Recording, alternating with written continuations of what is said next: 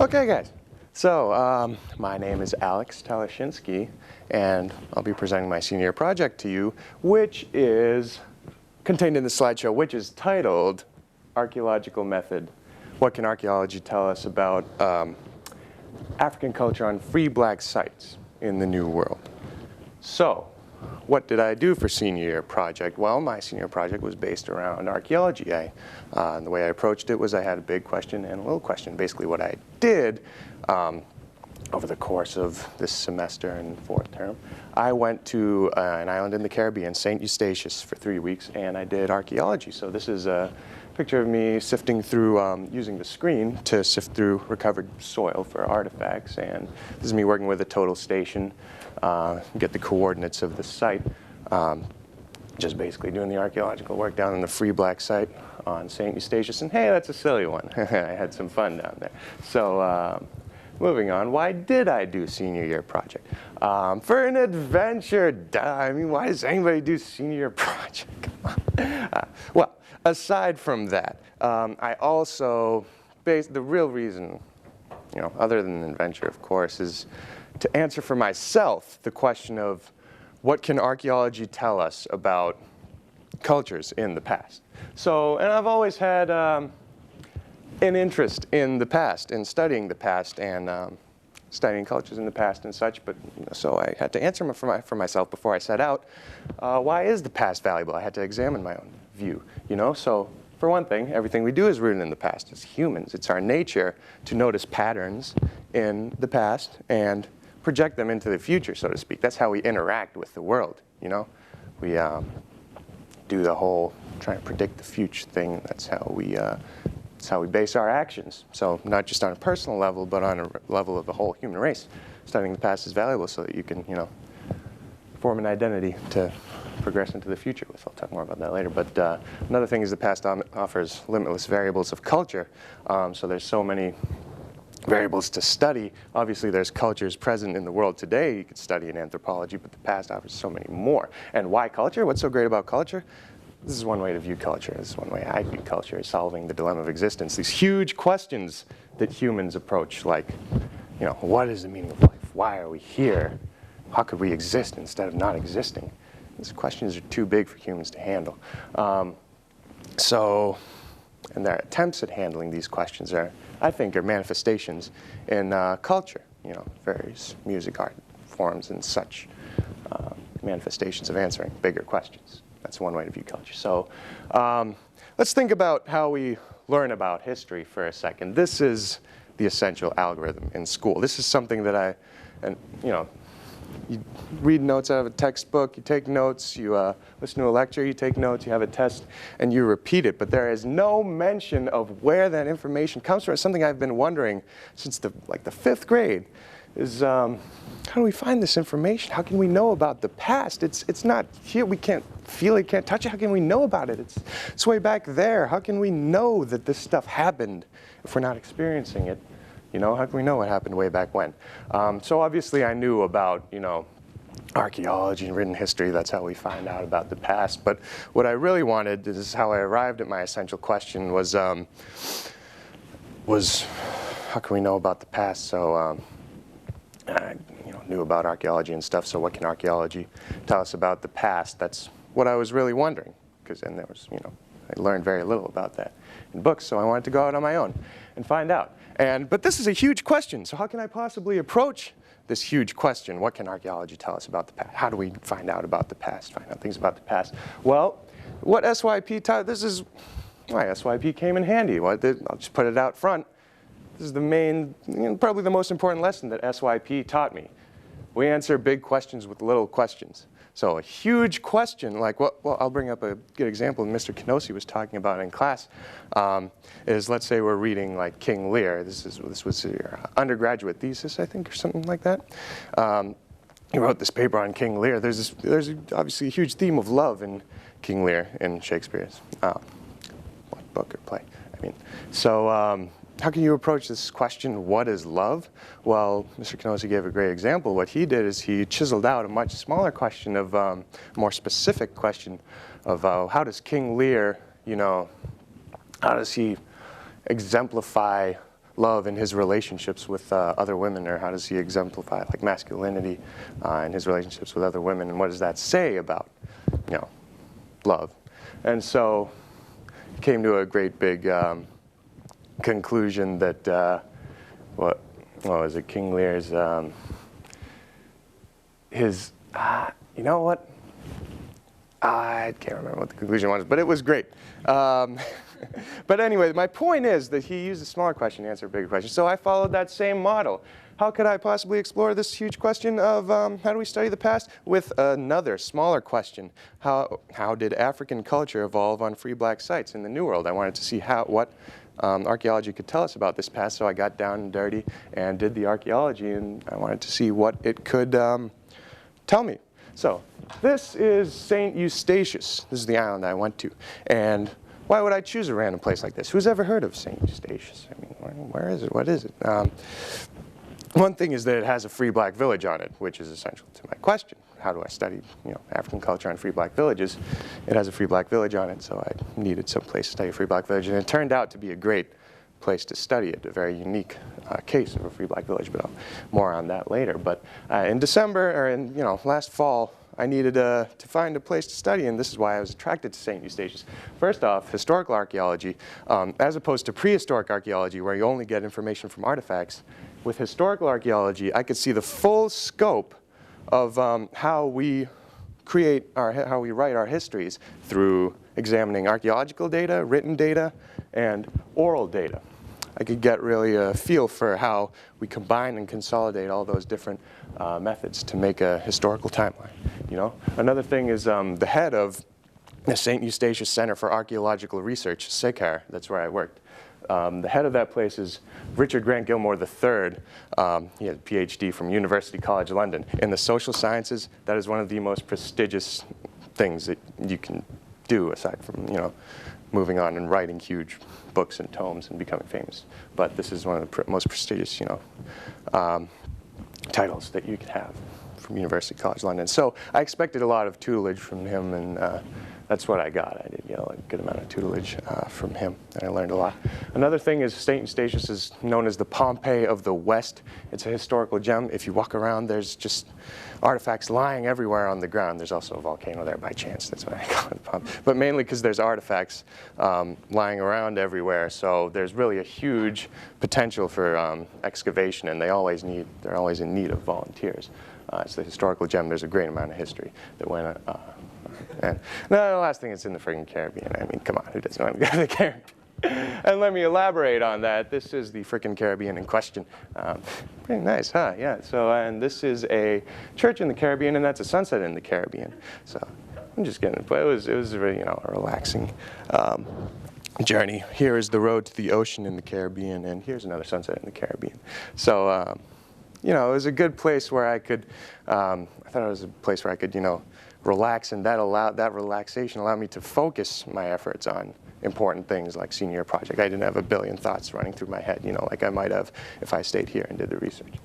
That was another thing. So let's talk about my findings a little. Obviously, I started off with my secondary research, and so I was researching free black sites in the New World. And what I found was that there's a distinction to be made.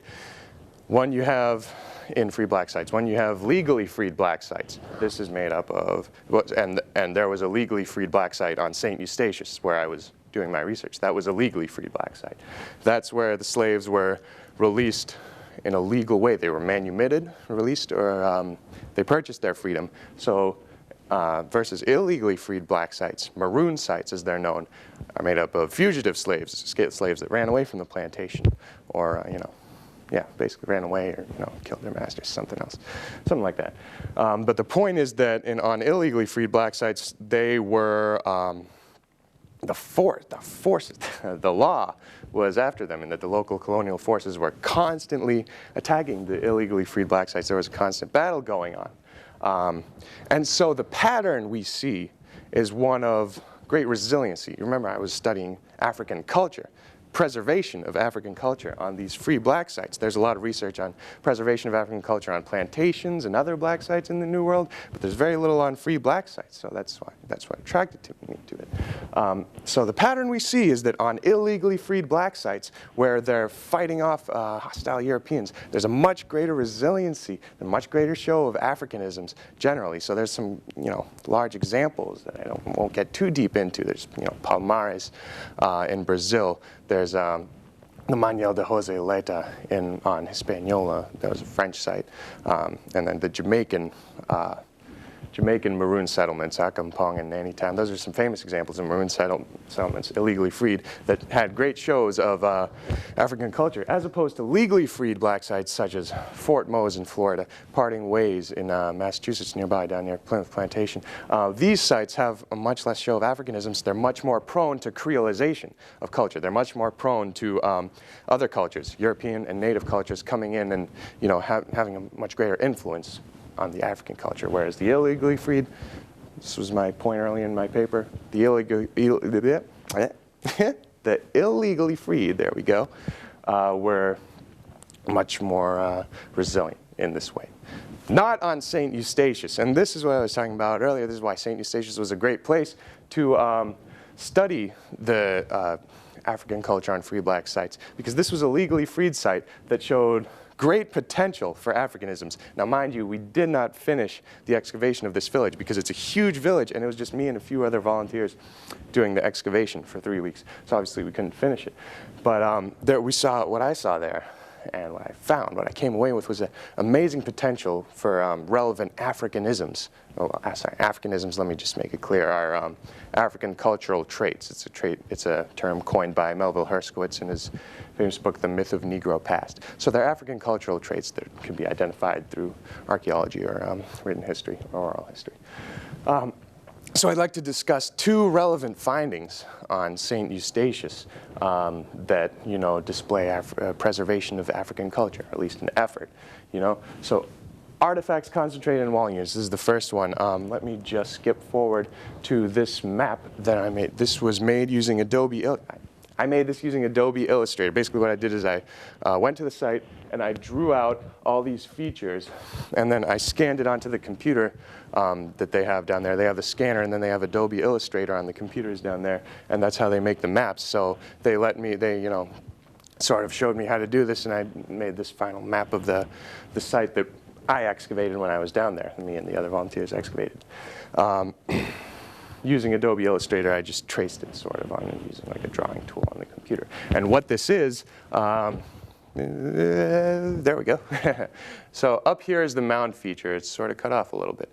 But this is the Mound Feature that I'll talk more about later. This is a stone structure from, it's basically a 19th century structure, late 18th century to 19th century. And the dates were found using artifacts recovered in the wall units. And this is a wattle and daub structure. These are the post holes. And there is a division going right down the middle. So there's two rooms here. And so that's basically the site. So what I was talking about earlier, mounds are concentrated in wall units. That didn't make sense. Artifacts are concentrated in wall units. Basically, where we found a great majority of the artifacts were they were pushed up against these wall units. A unit is a 1 meter by 1 meter square that is used in archaeology, or excavate one unit at a time. So these units that had the wall features in them had a great majority of the artifacts, as opposed to the middle. So what does that indicate? It indicates sweeping, because this is a feature, this is the inference that we made. It indicates sweeping. This is a feature that's seen on many African sites in the New World and sites in Africa. Sweeping was a very common practice. Not so common on Anglo-American sites. If this were an Anglo-American site, you'd see the artifacts all strewn about everywhere. But here, the fact that the artifacts are swept up here, that combined with the fact that with oral records, like records from African Americans on other black sites all across the New World have, like diaries and such, have records of them doing a lot of sweeping and such, we make the inference that here, the artifacts were swept up, which is common practice, African practice, not so common Anglo-European practice. So let me go back up here. Where am I? What? Okay. I went way back. The next thing I'd like to talk about is the mound feature. You guys get to look at the nice pictures again. Look at that. But the mound feature is the second relevant thing that I excavated. So the artifacts concentrated in wall units, this is how we retrieved a cultural practice. We retrieved evidence of an African cultural practice. This mound feature that we excavated, on the other hand, is an actual cultural product. It's a feature. So let me go back to the site map. Actually, let me go here. This is a picture of the site.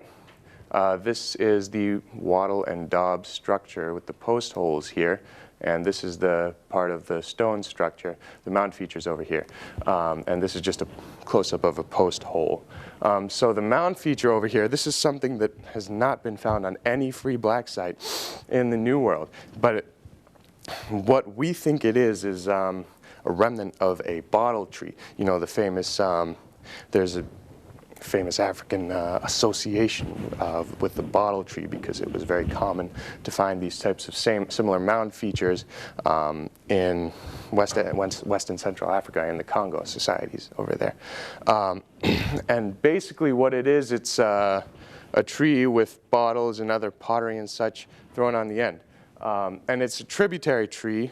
It's a great show of African culture, because the whole point of it was that evil spirits would be captured in the bottles, and the tree would protect these homes. So why do we think this mound feature? This mound feature up here is a bottle tree. Well, let me tell you what we actually found. What we excavated when we were excavating it was a bunch of bricks gathered around a circle. There was a circle, but there was nothing in the circle. That was where the tree stood, we think, and the tree died and disintegrated. But there were a bunch of bricks surrounding it. On top of the bricks, there were intact pottery pieces, and there was remnants of gold, like gold fragments. And artifacts. What are artifacts? If you think about it, they're trash. They're, for the most part. They're stuff that people leave behind, or decide to leave behind, or not necessarily consciously, but decide to leave behind, consciously or unconsciously. Here, gold was very valuable back in those days, and people wouldn't just leave it lying around everywhere. So that's why we think that there was a conscious choice made to leave gold there, and same with the intact pottery. You don't just leave a piece of intact pottery just laying there, and you pick it up and go use it, unless it's, we think that it gives us evidence that this is a tributary, this mound feature had a tributary function. So that's what, so basically that's another thing that, another relevant and pertinent Africanism that we found on this site. Back to the pictures, okay. So this mound feature is not found anywhere on any other free black site, and this is one thing that made this free black site such a great place to excavate. And we didn't finish it, but one of the things in my paper was the product of my senior year project. And in my paper, towards the end, I petitioned for further excavation of this site for these three main reasons. One, it's isolated autonomous. It's a great example of a free black village because it's on this tiny island in the middle of the Caribbean on the outskirts of a huge European, St. Eustatius. Let me tell you something about St. Eustatius. The population was 20,000, and it hit 20,000 in the 18th century, and from 1790 to 1795, on average, there were 3,000 ships, or a little over 3,000 ships, going through the port each year. Any other port in the world, not more than 1,000 ships. This was the biggest. If you lived back then, you knew, and you were wealthy, you knew what St. Eustatius was, and you've certainly been there for trade. So it was Europe's largest sea trade stronghold, and here's this little free black village right outside of it trying to survive, trying to preserve its own culture. It's isolated, it's autonomous, it's on the outskirts, and we think there was little interaction with the big town, Oranjestad, the big town on port on St. Eustatius, just because of the location and the difficulty of interaction. Another thing that's great about the St. Eustatius site is that you can excavate a full village. Now, this is where we get more into the world of archaeology, the big grand world of archaeology. Nowhere in the world, it is so rare in the world that you can find a place where you can excavate a whole village. Why? Because let's say you're excavating somewhere and you find this building. Okay, great, wow, check that out. There's this really cool building. Let's excavate it some more. Oh no, there's a huge skyscraper standing right there. Development happens on top of development. So an old village gets covered up by dust and something else is built on top of it, or it's knocked down, something else is built on top of it.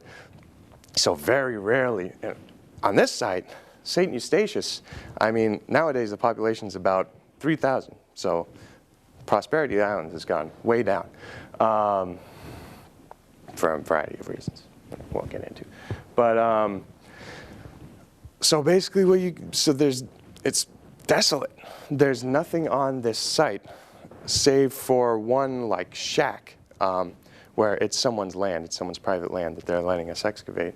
And they have like a little shack there, and there's nothing else. So we can excavate the whole village, and that's such a rare opportunity in the world of archaeology. And that's why this is a great place to excavate, because you can really see, well, over here were the houses. Over here was you can see the whole layout. Over here was the like shaman buildings or something like that. Over here was the tributary buildings. There was a hospital type of thing over here. You can excavate a whole village, a very rare opportunity. It's a great opportunity. So this takes me into the world, the big world of archaeology, as I said. Let's talk a little about the history of archaeology, how it evolved. So basically, archaeology started with very rich people going out and trying to dig for gold and pots and stuff that they thought would be cool to add to their collection.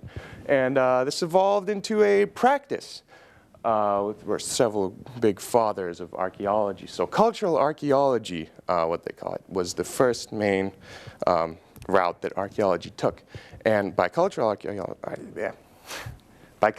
archaeology, I mean archaeology that's geared towards studying individual cultures. So these people that would go to dig in like Egypt or something would be studying Egyptian culture strictly. Then we moved on to processual or scientific archaeology from there. This took into account a more dynamic view of culture.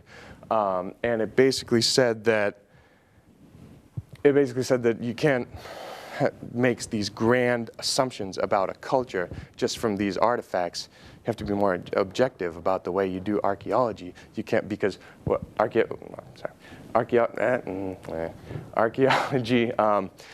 with cultural archaeology, you had a lot of if-then statements. If, we find this artifact, if it's from these people, then these people are like this, or live in this way. You make a lot of grand assumptions about culture. Processual and scientific archaeology said that you can't do that. You can't be so subjective. But from there, so that was around the 70s, processual and scientific archaeology came into the playing field. And from there, there was a realization, there was a reactionary movement, a realization of the inherent subjectivity in archaeology. And it's just saying that, the only way we can study the past is through basically making these grand assumptions. There was a movement back to the if-then statements. We find this, if this artifact is from this time period, if this artifact belonged to these people, and if they used it for this purpose, then these people lived like this. That's how cultural, history is produced, basically. So nowadays, archaeologists often take an eclectic approach, and they sort of combine elements of all these different approaches to archaeology, and they take a dynamic view of culture. That's very important. Culture is always moving. You can't say this whole village had this one culture. We can't say this whole school, Newton North High School, has this one culture, because every person has a different view of what the culture of this school is. So this brings me to my next point. This dynamic view of culture is combined, and all these different approaches to archaeology try to answer or try to deal with this one problem of archaeology's inherent subjectivity, which brings me to my conclusion. This is one way of wording it. Archaeology is inherently an incomplete science, but it is essential to our being. So it's an incomplete science in that it has these if-then statements that I talked about. But why is it essential to our being? Well, the other day, let me bring up a little anecdote. The other day I was just thinking, and into my memory popped this, this memory of something that I did when I was young, something I used to do. I won't get too personal here, but it was something. It was a little habit that I had when I was like 8 years old or something. And before this, I hadn't thought about that in like over 5 years. And I just thought, whoa, I've never thought about that before. Like, it seems like a whole part of my identity's been missing, because this is how we form our identities, through our memories, through what we know about our pasts. And we use those memories to operate and interact with the world around us, you know? So I just thought, well, this memory pops into my head. It seems like a whole part of my identity's been missing. How have I been interacting without this whole part of my identity? Well, that's part of the discovery process, these memories. And we have these memory mechanisms as humans. We take photos, you know, we get these little mementos from vacations so that we can remember them. Even evolution has given us an innate memory mechanism. It's called emotion. It helps us remember different parts of our lives. So with archaeology, it's the same way, just on a grander scale. In the spirit of moving from a smaller individual scale to a grander scale, I drew this conclusion that a whole, not just a person, but a community, a race, humanity, has to do this same thing of retrieving these, you know, memory sort of mementos, these memory helpers, to retrieve parts of their history so that you could operate with the real world. And that's how archaeology operates. That was sort of what I found out about my big question. And I drew that off of my experiences doing research in St. Eustatius. So that's how my thing worked. And just a little last note, this is what's really cool about SYP, I think, is inspiration, endless possibilities, etc. When I got back, I was talking with Mr. Kenosi and another cohort named Brendan Hathaway. I was talking with these two about my trip, and we came up with the idea of reinstating sort of a type of class. Well, Newton North lost, not really reinstating, but the Newton North lost its classics program a little while back. And so we were thinking a good, you know, way to reinstate something similar would be an archaeology class in Newton North. So we have the close-up class that travels down to Washington, D.C. for a week. Mr. Kenosi had the idea, and we were all talking about it, that, you know, we could have a similar class where a bunch of kids travel down to St. Eustatius for a year, like I did. So, and this is where my project is going to move from now. I'd like to try to make a curriculum for this type of class, make a pitch of some sort. But it never ends. That's what's great about senior year project. And that's what I did, basically. Thank you. Thanks. Thanks for listening. Q&A? Yeah, we have some. I'd love to take some questions if you guys have any. Yes? Alex, are you gonna, is this a field that I would assume you're interested in pursuing this after, are you going to school next year? Are you gonna go somewhere and do some more research? Yeah, I'll be going to USC next year, and you know, they don't have the best archaeology program, so I'm not exactly sure. My other field of interest is neuroscience. Deceptively similar. They seem different, but, you know, neuroscience and anthropology, but they're deceptively similar, I think. But I like studying the past, you know, as I showed here. I love finding out about, you know, our past, because that's how we operate with the future, is my view. So, I don't know, one idea I had was studying memory and neuroscience. That might be a nice kind of consolidation, but I also like studying the mind. So. But, you know, then again, I'm interested in a lot of things. So I'd really like to know everything there is to know. So that's my goal. That's my goal. Yeah. All right. No other questions? You guys have any other? I'm curious about how supportive the natives were in the community you were in terms of being there, doing these digs, the project you were actually doing, the senior project being there. How much communication you had about that with them? Well, the natives, well, basically the way it worked was I went to this SACAR house, St. Eustatius Center Program. I went to this house they have there where they accept volunteers, and there are some interns that work there. The natives, basically the relationship that they have at SACAR with the natives is they have a young archaeologist club, which takes in, you know, kids to do some digs with them and get kids exposed to archaeological research, because archaeology is huge on that island. I mean, well, it's not as big as it should be because there's so much history, but and there's so few people doing it, but it's still a big deal because it's such a great place for history. So I got to experience, digging with some of the people that live there, and they're definitely very nice, very open about it. What it was is we were digging on somebody's land, a native who he owned that land there. Bob Burkle was his name. Bob Spanner, Burkle Spanner, one of those. And he let us dig there, and he was, out there hanging out, and he came in from time to time to check on us, and different, we exchanged, pumpkin pies and such. So, and that's just an example of how the natives are really very inviting people down here, I think, and it's a very laid-back place where, everybody's very agreeable in general to what you want to do, and everybody's curious and open as to what you're doing here. I got a lot of questions, because everybody, the one thing about St. Eustatius that's interesting is when you go down there, I arrived down there, and I was kind of shocked because everybody knew me already, it seemed, because people were talking about my arrival. Only 3,000 people on the island. Word can get around pretty quick. So everybody's very open and agreeable about the natives. And does that answer your question? I feel like you were asking something else. Yeah. Yeah? Right. Yeah, that was one thing. One thing I was thinking about was you did all this research before you went there. Right. Part of that was, archaeology, things you probably really didn't know much of before you dove into it. And then you actually had a hands-on experience there to kind of bring that to fruition. I think that's really exciting. I'm thinking about my high school experience, and I didn't have the hands-on learning like that. So this project is it's a great thing going on here. So that must have been really exciting for you. Oh, it was great. Yeah, it's great to have the experience. Get all this knowledge and synthesize all that research, and then go there and say, here it is. Doing it, so.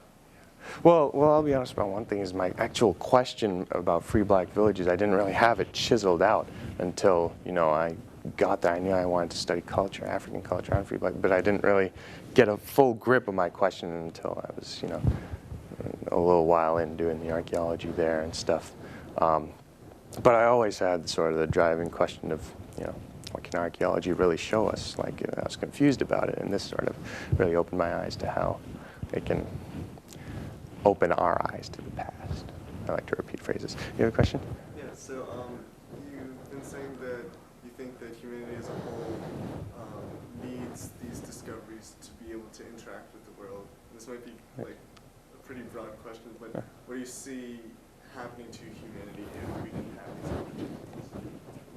If we didn't have the opportunities to know about our past, well, there was a famous quote that, it's a tribute to a bunch of different people, so I can't tell for sure who said it, but it's just that we're doomed to repeat the mistakes of our past if we don't, study. So that's one thing, is repeating mistakes, but I don't really see how it could be possible, because if we can move back to a personal level, if I couldn't imagine living without a real image of myself, some sort of image of myself, and that's formed with memories I have in the past, I think. So this is what I base my view off of, is on an individual level. I don't think I could interact with the world in a totally selfless way. But then again, I feel like you might have something to say about this, Mr. Felix. Well, totally I haven't found a way, is what I'm saying.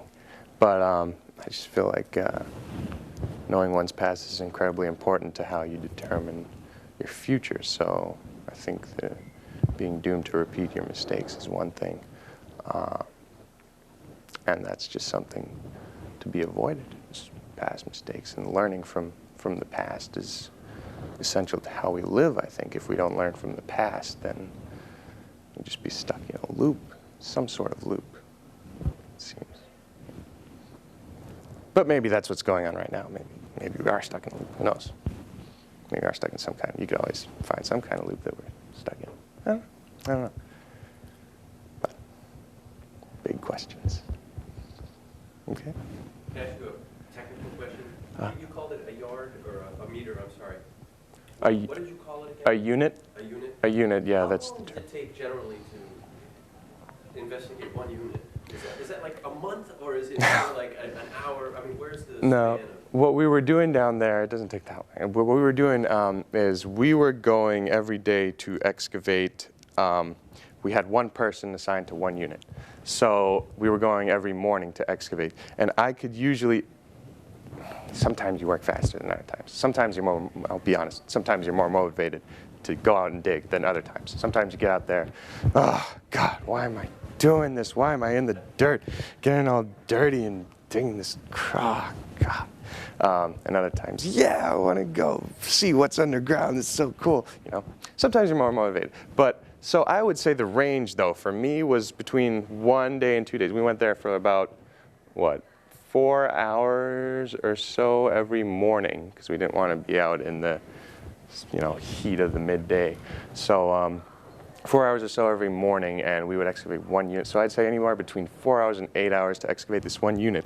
And what we did, we dug to the subsoil, the subterranean, so the level of subsoil that's, well, it's a different color, so it's volcanic and it's untouched. That indicates that it was untouched by humans, or it wasn't like messed with by humans. So we go down to this subsoil, and that's basically the border of where humans, you know, disrupted the environment. That's what humans do, disrupt the environment. So it's the border where the soil underneath was untouched. And that unit takes anywhere between 4 to 8 hours. But I think it's different depending on how deep you dig, depending on how many artifacts are in, depending on what kind of unit. Like, I was mostly excavating wall units, so I really only had to dig half of the unit because half of it was a stone wall, which I also had to, you know, brush off and such. But I had to do a little less. So you didn't go to the base of the stone wall. You'll go to the. Yeah, we did. Yeah, we did. We went to the the base of the stone wall, and that would be where you'd stop.